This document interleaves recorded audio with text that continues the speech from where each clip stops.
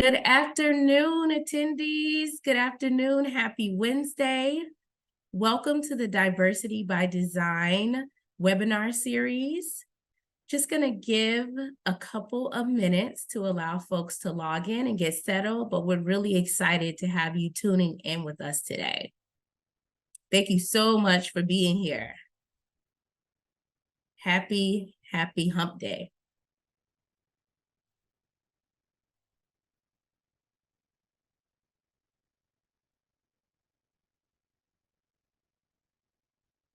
Welcome, everyone. If you're just joining, just giving folks a couple of minutes to log in and get settled before we kick things off. Please get comfy. Maybe you might want to grab yourself a notebook, something warm to drink, because we're going to be dropping a lot of gems today. Thank you so much for taking the time to be here and have this important conversation.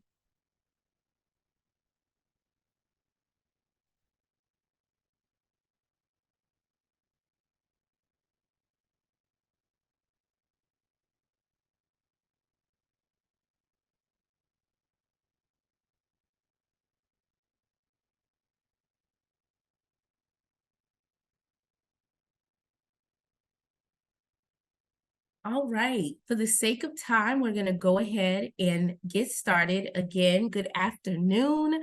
Welcome to Diversity by Design. This is a webinar series that supports district leaders in advancing educator diversity initiatives through policy and practice. Today's webinar is hosted by TNTP and the 1 Million Teachers of Color campaign. And we are extremely grateful that each of you made the choice to be here today for this very important and critical conversation. We hope that this helps you continue to serve your students, educators, and community more equitably. And as we go through today's content, please feel free to drop any questions you might have in the chat. This session is also going to be recorded, and we will provide this to you at the end of the webinar. If this is your first time joining this series, my name is Stephanie Tomlinson, and I am a director here at TNTP.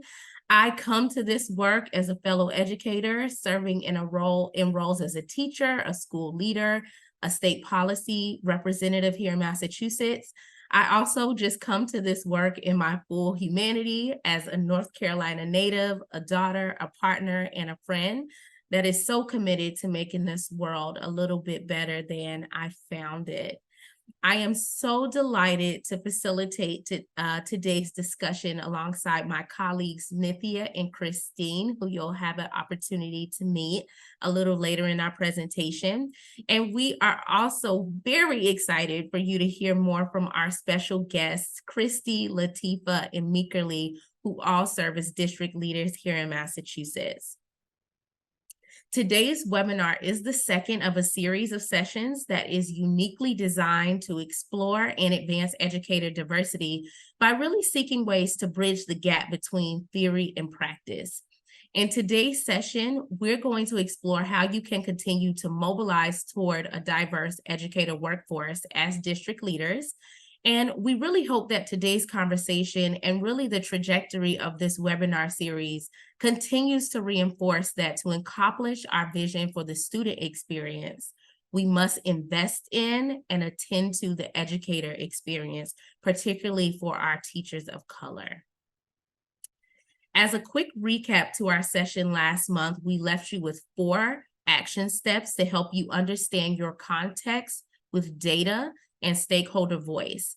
These action steps continue to reinforce the importance of understanding that educator diversity is a lever to ensure a district or school's vision for the student experience and invest in and attend to those adults so that kids are getting the things that they need and are thriving in spaces that are made conducive for them. Also, knowing how to gather and understand data through an equity lens to ensure that your diversification strategy is informed by those that you seek to serve. And lastly, finding very intentional ways to center your understanding of the landscape through stakeholder voice and experience, specifically for your students and educators of color.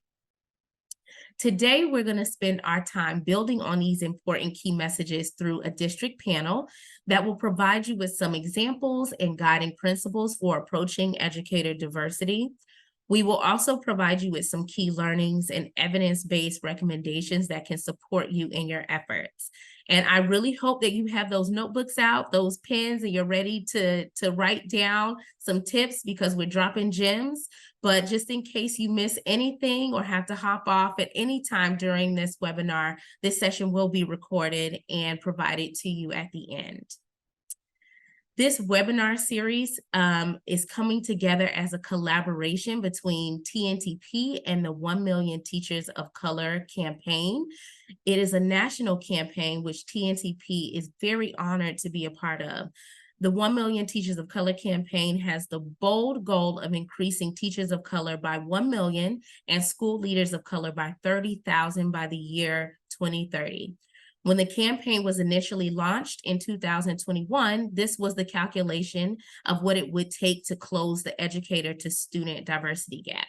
The campaign came together because of the clear evidence, the research, the data, and the practice on the ground that educator diversity matters. It matters for all kids of every racial and ethnic background, and particularly for our students of color for a myriad of important outcomes. And finally, this campaign is led by a steering committee of 8 national and impactful organizations, which you see here illustrated on your screen. And these organizations came together recognizing that in order to truly drive educator diversity nationwide, a national call was necessary in order to rally national support around educator diversity and what can be done to advance it nationwide. We are very grateful to be in partnership with these organizations and continue this great work under the banner of the campaign. And with that said, it is my pleasure to kick off our district panel with representatives from Boston Preparatory Charter School, Holyoke Public Schools, and Lowell Public Schools. So TNTP partnered with the Barr Foundation to support 14 LEAs to analyze local talent landscape, actively listen to their community voices, and understand the current student and educator experience. So our guests today represent members of the Driving Toward Diversity cohort, and I'm very excited that I even had the pleasure to work with several of them. And today's panel is exploring 4 guiding principles to support district leaders in advancing educator diversity. The first principle, we use data to create a vision for the student and educator experience. The second principle, we engage a diverse set of stakeholders in the planning and implementation process. The third principle, we approach recruitment and retention more holistically through building an inclusive culture. And the final principle, we find ways to address both the technical and adaptive challenges of educator diversity. I want to pause for a moment to just let those principles sink in for you and for you to review those. And I also want to do a quick poll.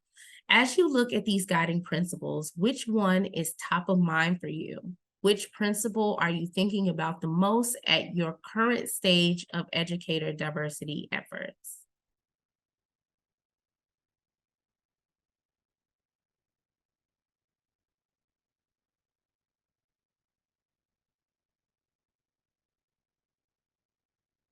I'm seeing folks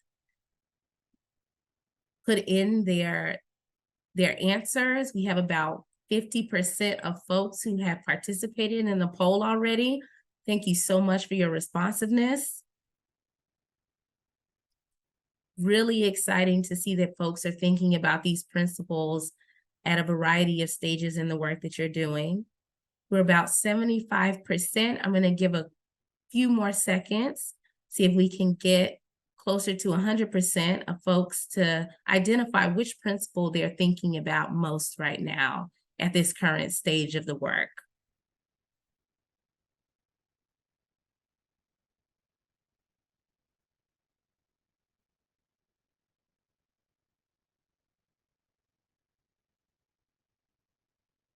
All right.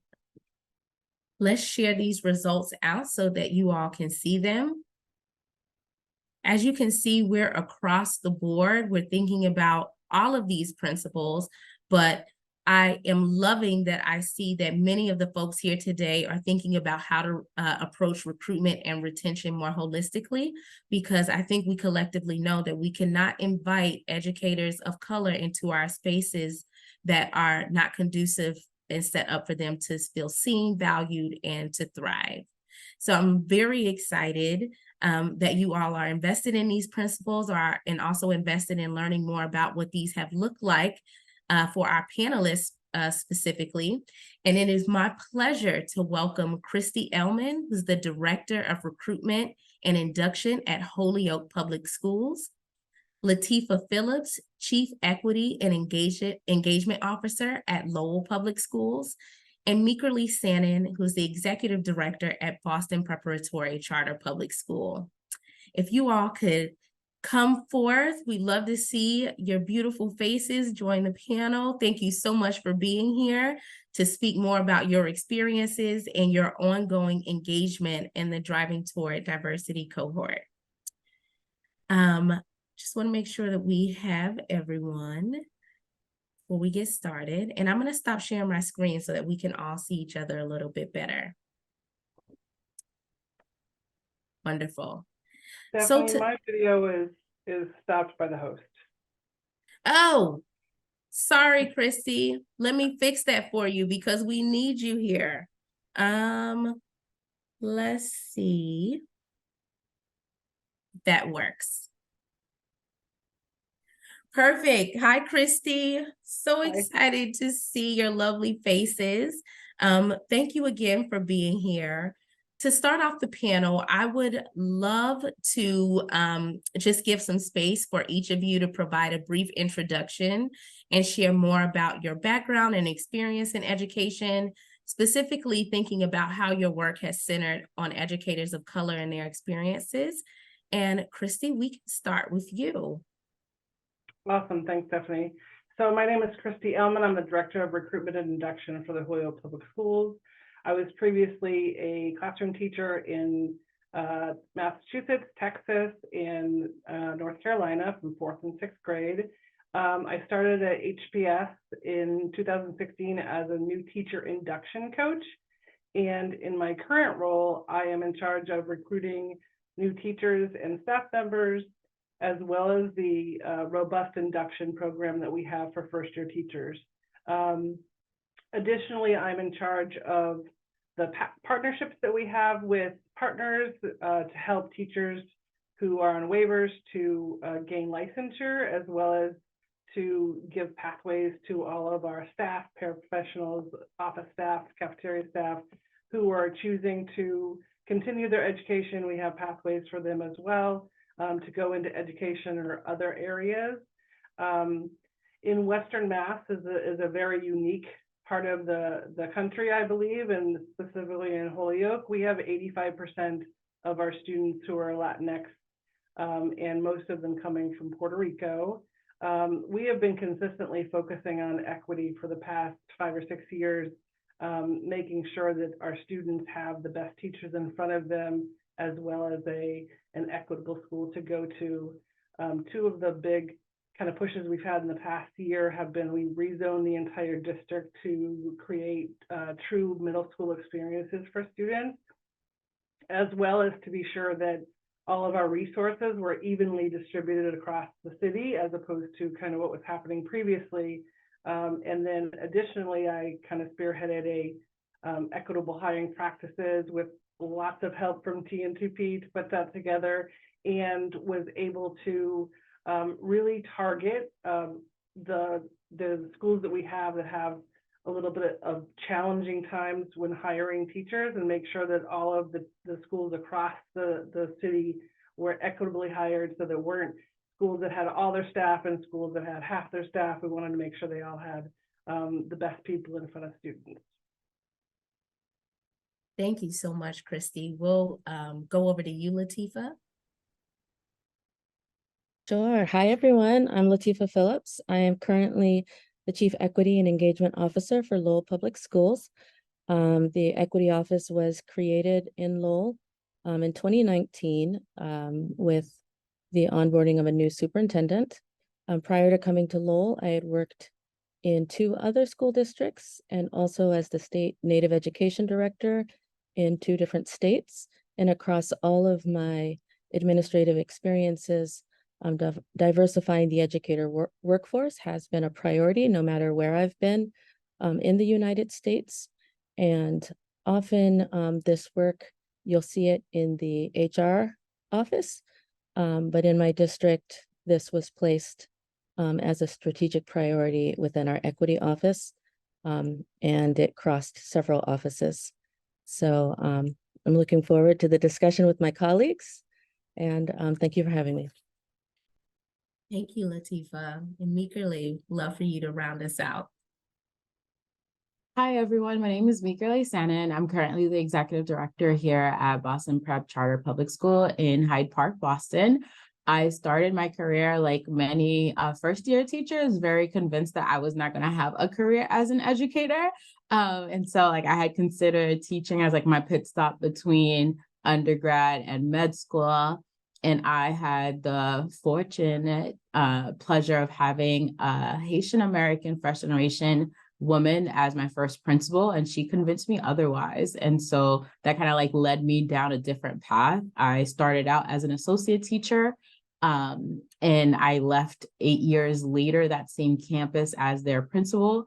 I've done some consulting work, went back to school leadership, and which led me to Boston Prep here today. Thank you for having me.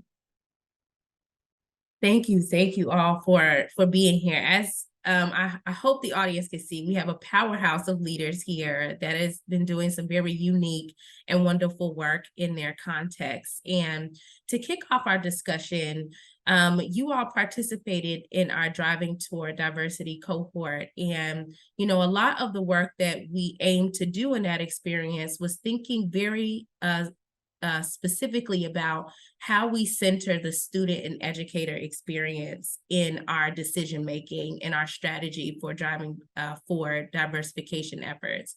What has that vision setting process looked like for you in your particular district, and how have you considered the experiences of your students and your educators in you know, sort of being the forefront of how you've been approaching this work in your context?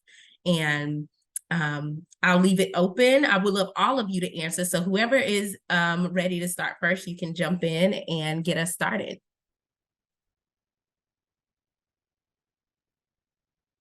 I guess I'll jump in.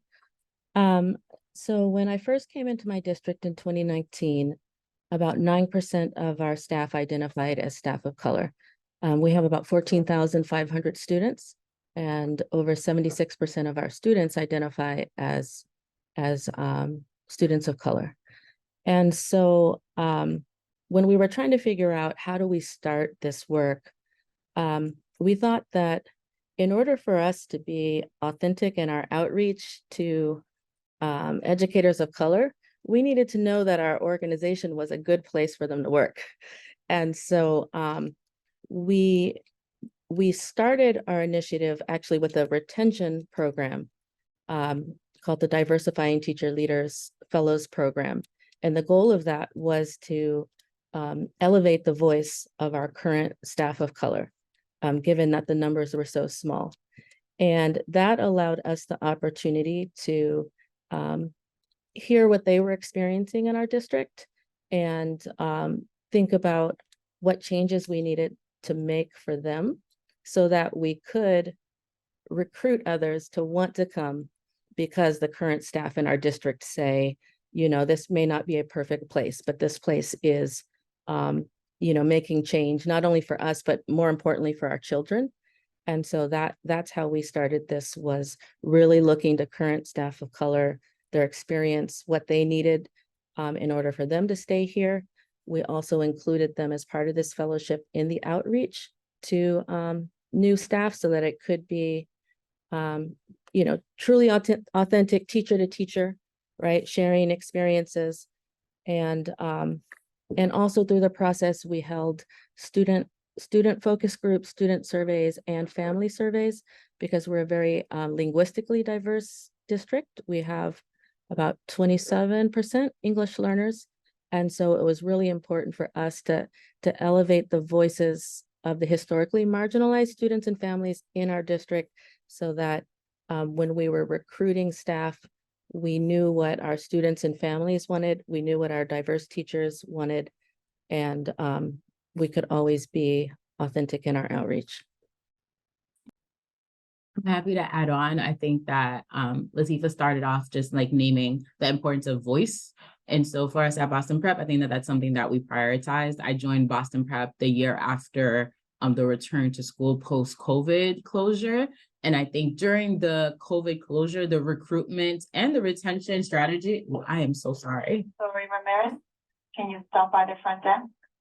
Sorry, please stop by the front desk. We have school going on. Yes, but it's the naming- real deal. It's really, I'm really in school.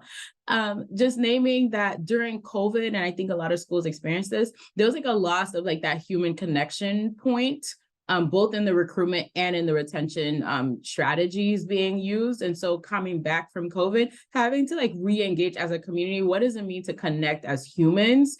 And so like for us, it meant that we wanted to engage. For us, we have like a student senate, call it the Phoenix Senate, have them come together and name like what should be part of like a teacher rubric. What are we looking for as a teacher for teachers at Boston Prep?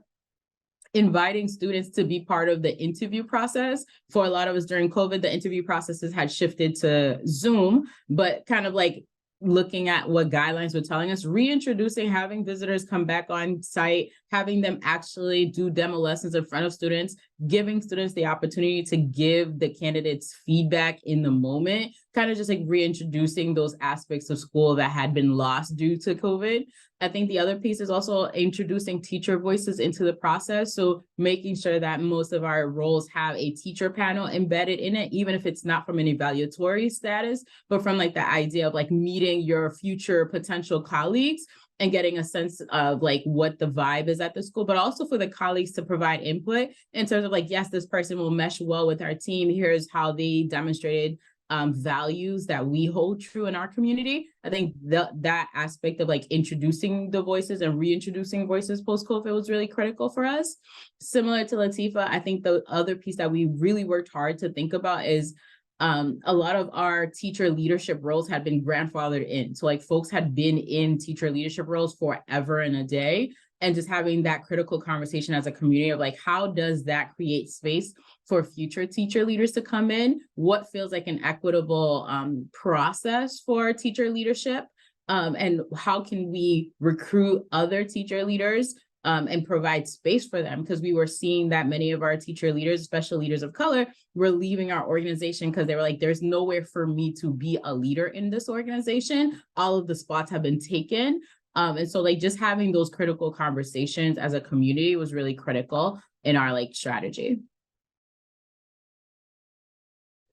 Yeah, you mentioned the getting voice and when we were starting the rezoning, which was kind of the biggest project that we did last year, there were multiple meetings with parents at every school, with teachers at every school.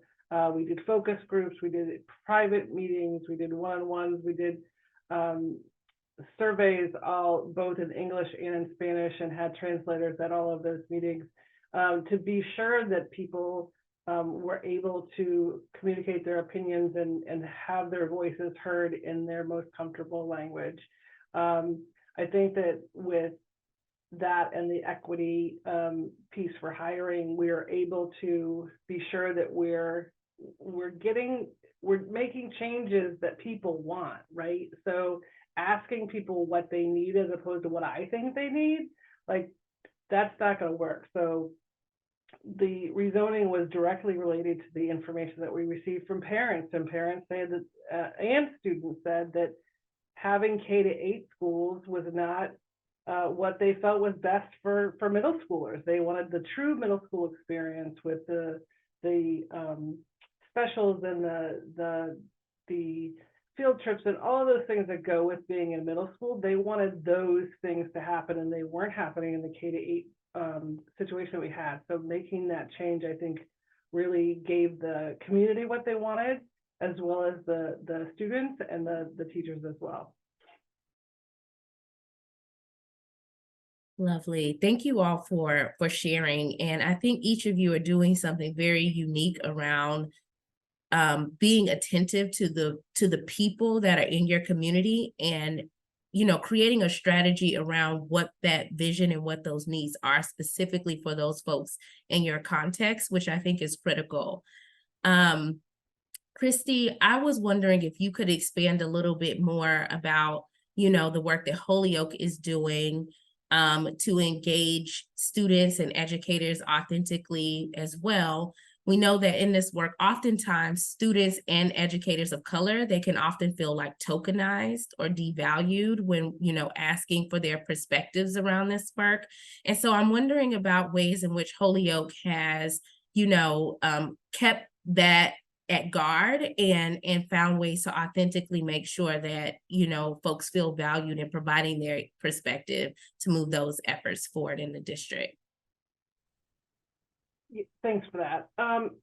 So I think that one of the things that we do is that we aren't just asking some people some of the time, we're asking all different groups all of the time, right? So we're being sure, and again, if there is the potential always to have concerns about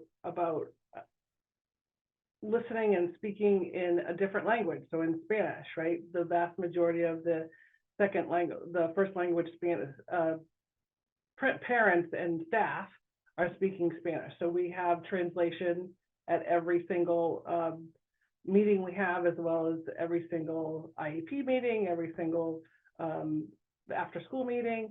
In addition to that, students have a voice all throughout. So pre-K to 3, not as much as the older students, right? But we have a group of students that meets with the superintendent on a monthly basis. So we have it's called TAG for teachers, but it's SAG for students. So it's an advisory group for the district, and he takes their opinions into consideration. We have really great pathways for students at the high school level, and they were integral in creating those pathways because they were the ones that were asked, what do you want to see? So I think that those are kind of some of the pieces of making sure that people aren't, when you don't ask people their opinion about everything, then they feel like that you're not listening when you do ask their opinion. Thank you for sharing that, Christy. Latifa, I want to loop back to you. I know that you mentioned earlier in your response that, Lowell has gone through some leadership changes as well. And we know that there are a bunch of different things that are happening at the same time in a district. And then when you add a leadership change into that mix, it can just continue to make, I think, the work more complex and nuanced. How has the district, from your vantage point, balanced the tension between urgency, authentic engagement, and that care for the human experience? What has been really critical in ensuring that you're valuing the people in your communities through these different shifts while trying to keep equity at the center and move these initiatives forward? Yeah, that's a good question. It's a tough question. Anyone who's been through a change in leadership knows that the priorities don't always perfectly translate. And so I think one of the things that has really been helpful in my district is that upfront work that we did with TNTP around the landscape analysis and the the student, teacher, family voice, because that document is able to stand and travel with us from one administration to the next. Mm-hmm. I think because the leader may be new in place, but the voices of the families, students, and staff are still there. So that was an important piece for us. The second piece was the implementation plan has been so helpful, because oftentimes we change over and we have a team that's done the work and it's all been in our minds what we want to do, but it hasn't really been documented. Mm-hmm. And I think that having that documented step of priority actions, even if we've missed some of the actions, at least we know we missed them and we know where to pick back up on them. And so that's been important for me to have that from the last leadership, to then be able to sit down with the new leadership and say, this is where, this is the work that we did in the last, year and a half, 2 years. We missed some steps, and we need your support with getting back on board.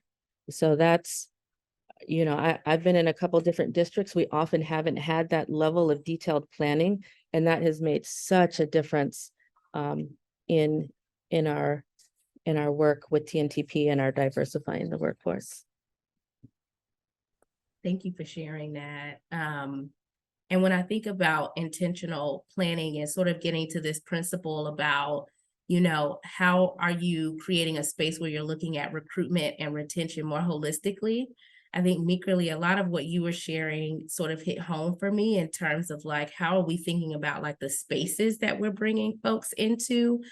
Because traditionally, many districts have invested most of their time, their energy, and resources in just bringing in new educators of color. However, there has been less focus on the types of environments that those educators are being asked to join. So from, your experience at Boston Prep, how have you kind of considered what it looks like to build an inclusive school culture to retain your existing staff, and how has that supported in you bringing in and attracting new educators of color to your space? I think this is probably like transparently part of like the hardest part of the work, because it requires the organization to have some conversation internally about like who we are and what we want to be, and potentially have some tough conversations around structures, ways of being that don't lead to being an inclusive environment. I think for us, we've tried to anchor it in research and outside text that already exists, right? So like last year we did a book read on how to be an anti-racist. And so like as an entire community having normed language around what are we naming as being anti-racist? How does it show up in our community? And then as we do the book read, having affinity spaces so that folks can go into those spaces, be their true authentic self, be able to process. But then the piece that we kind of had to quickly learn is that after going out into those affinity spaces, coming back whole group and sharing across affinity spaces was also a critical step that we had missed earlier in the year. That said, I think there are like some like critical pieces that we had to think about as an organization. And I'm like trying to think of a professional way, but there's not always a professional way, right? So like we sometimes assume that there is a like invisible manual of how to navigate the workplace that everyone has access to. And that is not always true. So if I am a teacher, like a young teacher of color, I am not only confronting the race element when I'm engaging with a manager who's of a different race, I'm also engaging like with like the positionality piece, the authority figure, societal pressures. And so like there's a lot of unpacking to do. So like for many of us in the workplace, we're more experienced. Like, yeah, I disagree with my manager. I'll bring it up in my one-on-one and we'll have a conversation and that will be that. But for our younger teachers who are less experienced, especially teachers of color, having the tools to have that conversation when things aren't going well is something that we're recognizing a lot of our teachers were struggling with. And instead of telling us, oftentimes they were just like kind of shying away and then leaving the organization. So for us, we're just like really thinking about what are the tools that we need to like make more explicit that we are implicitly referring to. The other piece I thought about is expanding our human capital team. So I entered Boston Prep, there was one person in charge of HR, recruitment, retention, and basically everything under that umbrella. This year, our team is a team of 4. I have a chief of staff. I have a director of human capital, a talent acquisition manager, and an HR manager. Now that is like, obviously for the size that we are, that's like, we're very fortunate to be able to have that space. But I think it was critical to have individuals in each of those branches and also like teach our team how to use each of those members, right? So like, we have our HR manager having conversations with folks hitting the 90-day mark who are new to Boston Prep, just like, hey, how are you doing? Have things come up. What about this? What about that? And people are like, oh, I never thought that would be something I would talk to an HR manager about.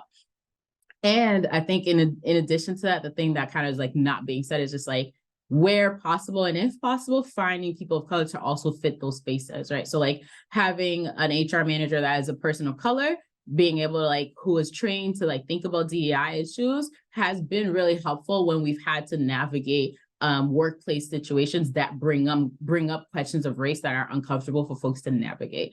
So I think those are like some of the things I've like thought about in terms of just like making sure that we're creating a space that our educators of color feel welcomed in. Thank you for that. And thank you all for just your honesty and transparency. I mean, I feel like a theme here is like, we're in this work, we're doing the work, and it's not always easy. And we're able to like celebrate our wins and also just think about ways that we can continue to keep pressing forward. I want to transition to some Q&A.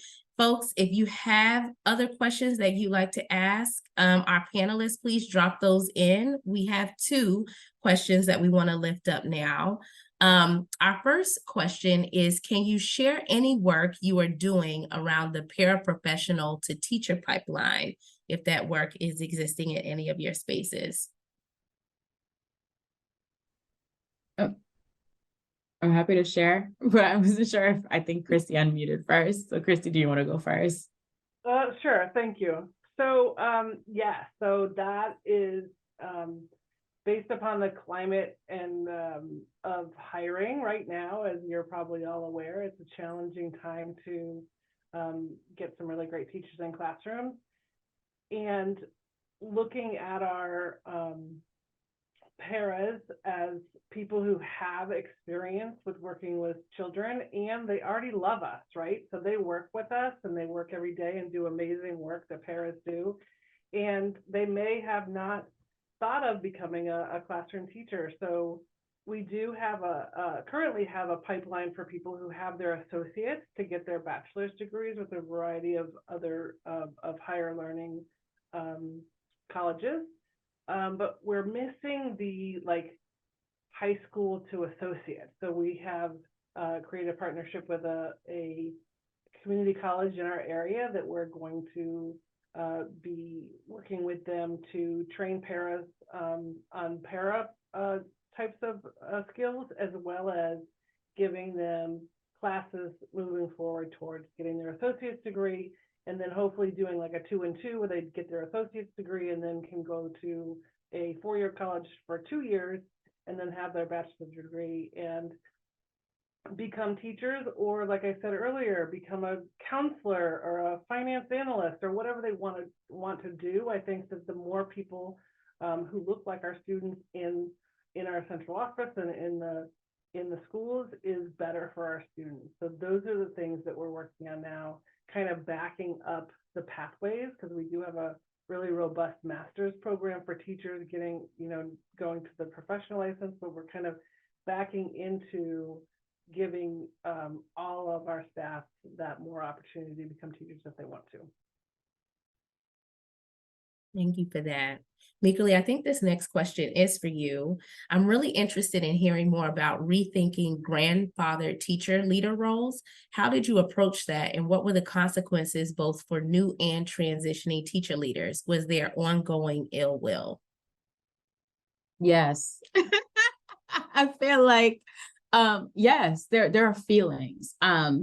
And I think that a lesson that someone told me really early on is that if you don't have feelings while doing this work, then you're not doing it right. And so, especially when we talk about equity, when we're talking about diversity, there are going to be feelings. And I think the first step we did was make sure that our leadership team was all in an alignment around the direction we want to go in as an organization, and being very honest about what that meant. And what that meant disrupting certain structures that had been in place for decades. And so like the grandfather teacher leader role was basically just like interrupting and creating tenure, creating term limits for teacher leader roles, right? Like we wanted to acknowledge that there is value in having teacher leaders who had been in the same role for a number of years, and that it presented an obstacle for newer, younger teachers to gain that experience as a teacher leader. And so as a community, we started off by like using some of our normed language around the text that we had been reading. We did surveys, we asked teachers for survey input, we asked our students for input. And then ultimately, as like the leader, I just kind of had to like name it, and naming like, hey, like, as aligned with our priority of creating more spaces for different people to step into, that means that the spaces have to exist. One of the places where the space has not existed is in our teacher leadership pipeline. And so like, we're going to present two options to the community. One was like around term limits. One was around like a voting, or like kind of like folks are voluntarily stepping down. And we had the staff kind of vote and provide input, but name that the decision will ultimately lay with the leadership team. The team named that they wanted a diversity, and they wanted that move. But the actual implementation of the move, yes, that had some feelings.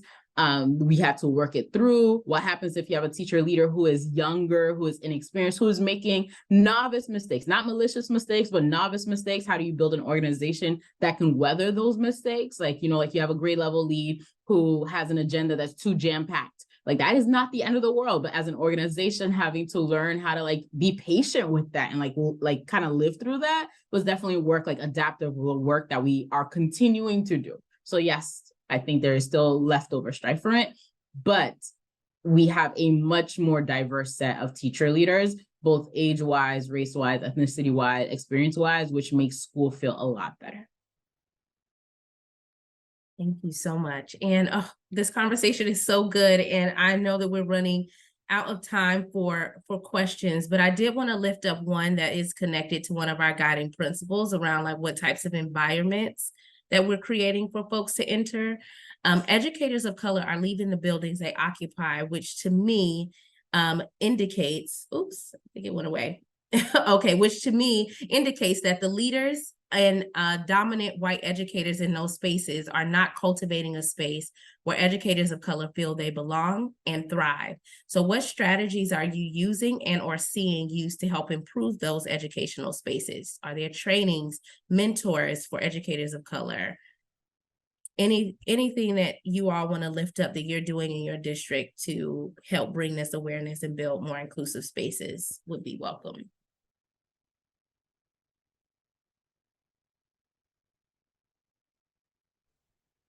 So in my district, we've been doing a lot of work with our principals, our building leaders. And this year we've been talking about student engagement and really thinking of student engagement on a continuum.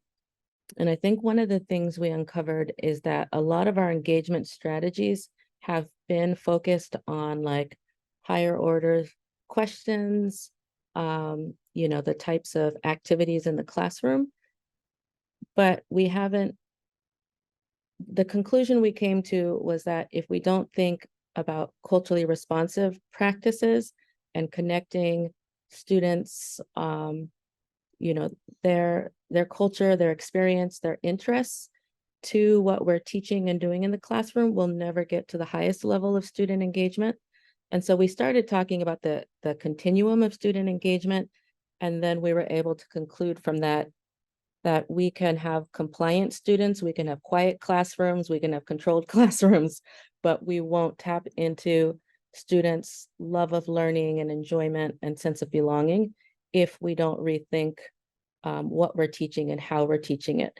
And so I think going that approach, a lot of our principals were like, oh, okay, I can get now that something different needs to happen. But when we approached it head on, you know, and I definitely want to hear about my colleagues because I'm struggling here, you know, like with the head-on approach. You know, a lot of times we don't use the word anti-racist because it shuts down, you know, our community of leaders. And so we've tried to figure out how do we open up their minds to listening and learning and growing. And so I know this is a really controversial topic of, you know, do we hit it head on, or do we like try to prep you, you know, to open your mind and heart to learning, you know, what's the best way to get there. So we started with just student engagement. Our kids aren't learning. Why aren't they learning? Why aren't they connecting? Oh, it might be that they don't feel culturally connected, to their teachers and classrooms. Now, how are we now going to do something differently? Thank you all so much for your time and sharing. This was clearly not enough time for this very robust and important conversation, but each of you are doing important work in your district and making a huge impact on the educators and students that you serve. I hope everyone is giving you virtual celebrations and a round of applause. Thank you so much for joining us. We will make sure that we include their contact information if you want to get in touch and just continue the conversation and learn more with other district leaders in the work, and transition back to some evidence-based recommendations for you all to consider. Thank you all for joining our panel.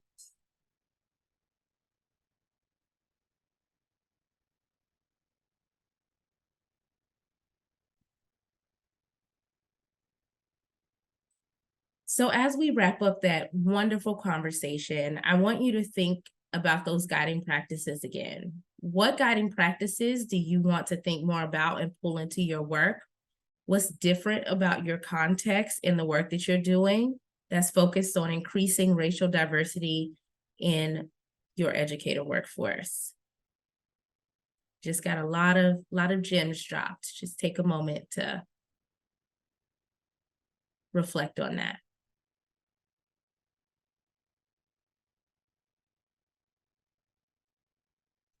As a reminder, we know that these systems are delivering exactly what they're designed to do, and this work is really about disrupting those inequities within our design.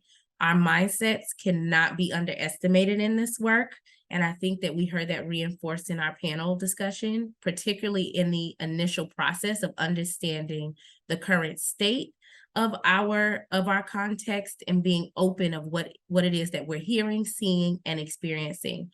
This is hard work, but it's doable work, and it is within our locus of control. With that said, it is my pleasure to pass it over to Christine, who's going to share some evidence-based recommendations for you to consider as you continue to mobilize towards a diverse workforce in your context. Great. Thank you so much, Stephanie. And extra thanks again to our panelists who really presented with such vulnerability to share both those successes, but also the missteps or the gaps that they are still looking to address. We really appreciate your perspective and could clearly have spent another hour exploring the things that you have done so far to consider what your kids and your educators need.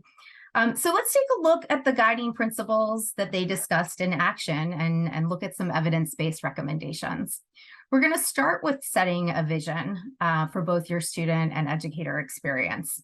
In every school and system, the experiences of students should be the driving factor and often are. The overall vision articulates the student experience and sets that shared North Star that adults coalesce around and where they can see their shared values in action. When considering the different components of your vision, make sure to center students and consider what adults need to create the spaces for students to thrive and for them to meet their goals. A values-based vision for school culture is more inspiring and leads to more natural accountability because it is based in shared expectations. How does your vision, mission, and values show up daily? How are they driving decisions, informing interactions? Where did they come from, and do they reflect your broader school community? How can you identify the beliefs and values your school community hold to ensure alignment with those you are serving and the vision for expectations for the experience of kids and adults? It is fair and encouraged to revisit these things often and consider adjusting them. Use your vision, mission, and values then to develop really clearly a vision for the educator experience, particularly for your educators of color and how you hope they experience the school setting, the system setting, and realize their vision for kids. How does your vision support your vision for the student experience? How do they connect? Ultimately, you should see how realizing your vision for educators supports you in creating the space for your vision for kids to be realized. Once you have this vision, once it's clearly articulated, mobilize around it. Develop metrics and goals using the data you have, identify what additional evidence you might need, and ensure you are keeping humans at the center of each step. Finally, flesh out what those strategies look like. So this is an example of taking a component of your vision for the educator experience and using it to derive really specific strategies and activities to allow you to meet a certain goal. So in this example, we have teachers feeling like they are a part of a broader community. They want to stay in our district and at their school. This is a component of their vision. When they think about what that vision looks like, it means that teachers are retained at high rates with no discernible differences by aspect of identity. They took a look at their data from the previous year, saw that was not the case as they looked at their Latinx educator population. They set a clear goal for improvement. They identified the gaps and trends or information they want to capture to evaluate where things are, and they crafted out a strategy, typically not just one action, but multiple actions that would help move the needle on the goal that they set. What do we want to be true for the adults creating spaces for kids to engage and excel? And they used that question to consistently refine what they were prioritizing. As you work through your vision and set a specific set of goals and articulate the new strategies you want to implement, take time to build in equity pauses and consistently monitor the feedback you're gathering. As we discussed in the last webinar, we need to be really cognizant of who we are and what aspects of our identity are showing up. And in turn, what biases or blind spots we have as leaders. It is natural, it is part of being a human, but the more we talk about them and identify them, the more we can mitigate them. Building in structured equity pauses helps to create space for reflection and interrogate our processes. It also provides a framework for continuous improvement, which is foundational to the sustainability of shifting experiences and outcomes for both kids and adults. By proactively identifying time for reflection, you're also able to acknowledge the power you hold as you lead your school or system through change efforts. And consider that in of itself. What is the power you hold? What unintended consequences might be at play? Similarly, when we think about our guiding principles, what role will your stakeholders play? How will you get their input and feedback? How will you regularly communicate progress and share updates? We know that to maintain focus and urgency and ensure that we're actually addressing the needs of our BIPOC kids and adults, we have to have a strong, diverse coalition of stakeholders, and we need to keep them engaged. And not engaged just to define the current state or have initial feedback, but rather to help refine the direction, our investments, and adjustments along the way. By establishing a strong inclusive culture, you create more equitable and inclusive spaces for kids to thrive. And in turn, it can be the foundation for a more holistic recruitment and retention strategy. By having something concrete to reflect on, you can share that with prospective employees, but you also can use it to hold yourself accountable with current employees. Define what it means to have an inclusive culture. An inclusive culture is purposely reflective of a community's demographics and diverse perspectives. This requires specific and broad shifts in both how you think, how you act, and the decisions that are made on a daily basis. As part of this process, you will also want to proactively identify the challenges that your educators of color are experiencing so that they can be addressed head on. Teach Plus and the Education Trust found 5 challenges that teachers of color often face in their recent publication, If You Listen, We Will Stay. Teach Plus and the Ed Trust is our organizations that are part of our steering committee for the 1 Million Teachers of Color campaign. So start by deeply understanding these challenges. The challenges they found included antagonistic work interactions, carrying extra responsibilities, an inability to leverage culturally responsive materials, a lack of support, and financial and psychological tolls. Those findings come from multiple spaces and school settings, but we found those general trends to be true in the cohort of 15 school LEAs we supported in the Driving Toward Diversity cohort. This example from one of our LEAs illustrates the impact that negative and isolating experiences have, particularly on our teachers of color. The graph in the lower left-hand corner illustrates the years of experience for BIPOC and white teachers, orange representing BIPOC teachers, blue representing white. And you can see their median years of experience are different. And you can see that just the number of teachers by color and white teachers is different. And the quote on the right illustrates how this plays out, how the responsibilities and extra load push out promising, high quality, effective, diverse educators. However, school culture, strong leadership, and our actual students are reasons why educators of color stay. They are telling this concretely, and they're telling us in detail what can be done to help encourage them to stay.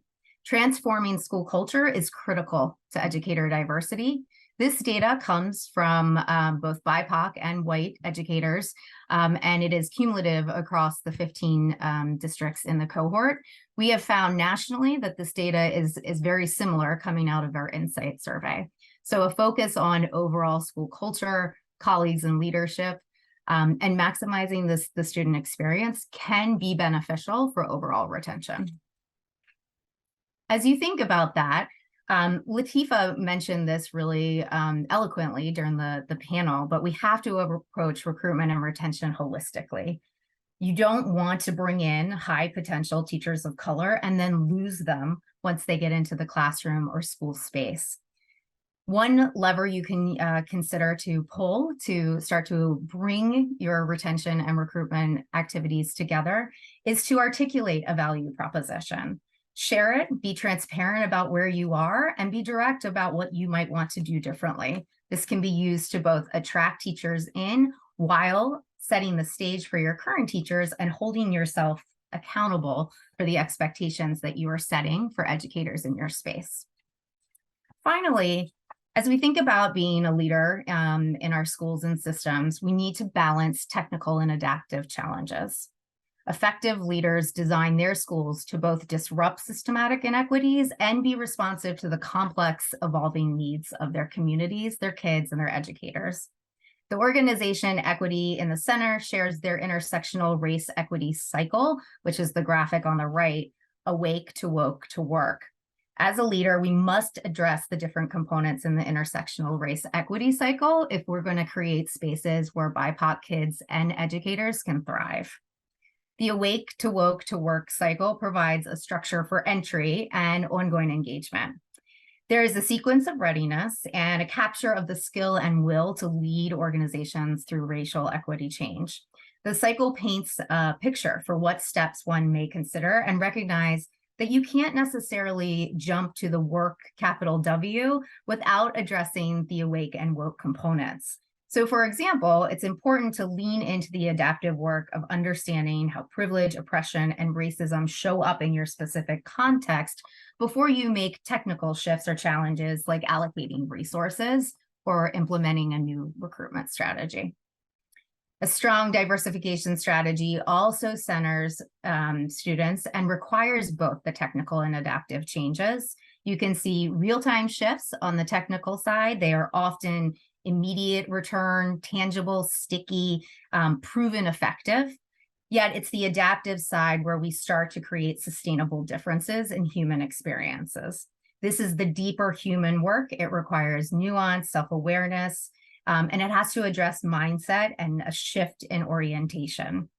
This likely requires significant shifts in behavior and disrupts status quo. So there are often emotions associated with this. Balancing the two are important to maintaining momentum, having some short-term wins that you heard our panelists articulate while keeping momentum going. So we definitely flew through some really concrete recommendations, and your panelists today shared some specific steps they took.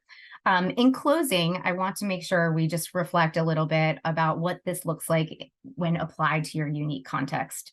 The national research is calling for each of you to understand your local context and build around the strategy that you want to put into place to serve the humans that show up in your space every day. The questions on the right prompt reflection, action, and the means to further articulate your why for educator diversity and provide the what for your vision for educator experience.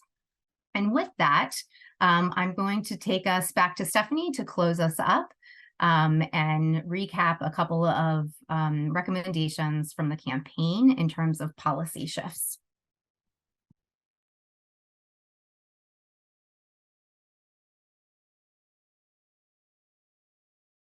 So I recognize that we're right at 2 p.m. And so the 1 Million Teacher of Color campaign identified a set of policy strategies based on the role of the state and opportunity for impact and evidence through research and alignment with the campaign steering committee members. What you see here is a list of those strategies, and we'll be sure to include this as a resource as you think about, continuing to mobilize this work in your space.